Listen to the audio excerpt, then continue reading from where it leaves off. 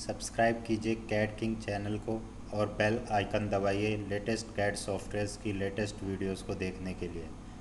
इसके अलावा आप हमें कमेंट्स और सुझाव भी दे सकते हैं हमारे कमेंट्स बॉक्स में जाकर। नमस्कार दोस्तों, मेरा नाम अर्श गोस्वामी है।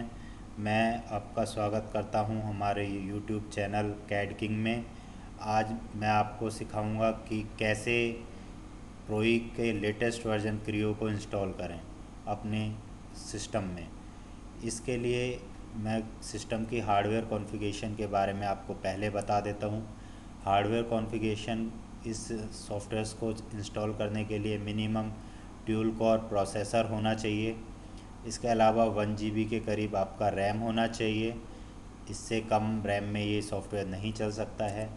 7 to 8 GB के करीब हार्ड ड्राइव का स्पेस होना चाहिए। ज़्यादातर सॉफ्टवेयर हमारे सी ड्राइव में इंस्टॉल होते हैं, तो इतना ये इंस्टॉलेशन के टाइम पे इतना स्पेस ले लेता है, कंज्यूम कर लेता है सी ड्राइव में, तो मिनिमम इतना स्पेस होना चाहिए।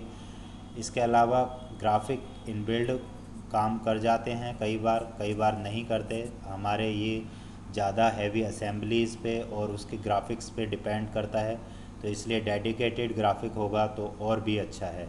इसके अलावा एनी कीबोर्ड और माउस, जो भी कोई कीबोर्ड इसके साथ आप अटैच करते हैं वो इसमें सहायक है काम करने में, तो कोई भी कीबोर्ड या माउस आप इसके साथ पिक कर सकते हैं, बशर्ते ये कि वो सही ढंग से काम कर रहा हो। इसके अलावा मैं आपको बता देता हूँ कि इस सॉफ्टवेयर को कैसे इंस्टॉल करना है। सिंपली आपको अपने सॉफ्टवेयर्स में जाना है जहाँ पर आपका सॉफ्टवेयर का डंप है। जैसे मैंने डेस्कटॉप पे मेरे सॉफ्टवेयर्स के डंप को कॉपी किया हुआ है। सिंपली मैं इसके अंदर जा रहा हूँ। जाने के बाद में यहाँ पे मेरे सामने मैंने इसे ऑलरेडी एक्सट्रैक्ट कर रखा है, तो ये यहाँ पे एक्सट्रैक्ट हुई फाइल भी आपको मेंशन हो रही है। इसके अंदर जाने के बाद में मेरे को 2 फोल्डर मिलते हैं, एक क्रैक वर्जन, एक क्रैक है, दूसरा PTC क्रियो 5.0 है। तो मेरे को क्रैक वर्जन में सबसे पहले जाना है। जाने के बाद में यहीं से 1 2 3 4 नंबर की फ़ाइल है PTC लाइसेंस विंडो। देखिए, मैं आपको सभी स्टेप वाइज स्टेप बता रहा हूँ। इसमें 4th नंबर की फ़ाइल में जाना है, फोल्डर में जाना है। 4th नंबर फोल्डर में जाने के बाद में यहीं पे फाइल होगी, फिल लाइसेंस फ़ाइल होगी। इसको सिंपली आपने रन करना है। रन जैसे ही आप करेंगे ये कंटिन्यू का ऑप्शन दिखाएगा, प्रेस एनी की टू कंटिन्यू। मैंने कंटिन्यू का एंटर कर दिया। करने के बाद जैसे ही आप एंटर करेंगे तो यहीं पे ये फ़ाइल मैंने बाय डिफ़ॉल्ट पहले जनरेट की हुई है, वरना ये नई दोबारा से जनरेट हो जाती है। इसे PTC DSSQ DAT template file भी बोलते हैं। ये जब आप फिल लाइसेंस फ़ाइल को जनरेट करते हैं, कंटिन्यू करते हैं, तो जनरेट होती है। इसी के नीचे सेकंड फाइल होगी PTC DSSQ DAT। ये ओरिजिनल फ़ाइल है। मैं इसको कॉपी करने वाला हूँ। मैं थोड़ा सा एक बार सिस्टम को मिनिमाइज़ कर रहा हूँ जिससे कि ये ईज़िली चल पाए। अभी थोड़ा हैंगिंग में आ रहा है क्योंकि कंटिन्यू होने के बाद में ये थोड़ा सा टाइम लेता है, तो मैं थोड़ा सा वेट कर रहा हूँ इसके लिए। और जैसे ही ये सॉफ्टवेयर्स में ये फ़ाइल वर्किंग में आएगी, हम लोग इस फ़ाइल को कॉपी करेंगे। तो जैसे कि आप देख पा रहे हैं, मैं बार बार कोशिश कर रहा हूँ लेकिन ये अभी वर्किंग में नहीं आ रही है। जैसे मैंने इसे मिनिमाइज़ किया और फिर से मैं दोबारा आ रहा हूँ, तो ये बिल्कुल मेरा इस फाइल पे काम किया जा सकता है। सिंपली मैं इसको राइट क्लिक कर रहा हूँ, करने के बाद में कॉपी कर रहा हूँ। कॉपी करने के बाद में सी ड्राइव के अंदर आ रहा हूँ और सिंपल एक फ़ोल्डर मैं क्रिएट कर रहा हूँ। राइट क्लिक किया, न्यू फोल्डर। फोल्डर पे जाने के बाद में मैंने इस फोल्डर का नाम कैपिटल में PTC क्रियो CREO 5, ये मैंने फ़ोल्डर का नाम डाल दिया है। डालने के बाद इसी फोल्डर के अंदर उस फाइल को मैंने पेस्ट कर दिया है, सिंपली पेस्ट कर दिया है। ये फ़ाइल मैंने होस्ट आईडी जनरेट करने की वजह से मैंने किया है।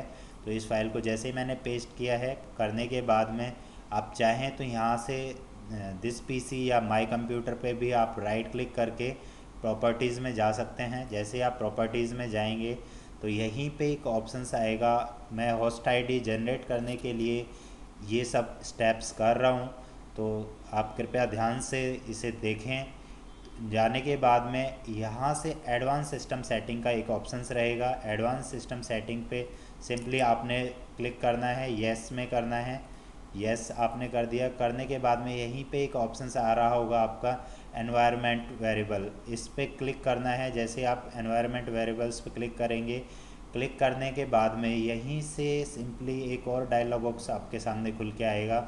इसके अंदर से आपको न्यू पे क्लिक करना है, सिंपल न्यू बटन पे क्लिक करना है। न्यू यहाँ पे ऑप्शंस मेंशन है दिखा रहा है, इस पर क्लिक करना है। जैसे ही आप क्लिक करेंगे तो ये यूज़र वेरिएबल के लिए बोल रहा है, न्यू यूज़र वेरिएबल के लिए बोल रहा है। तो इसके में आपको कोई घबराने की बात नहीं है।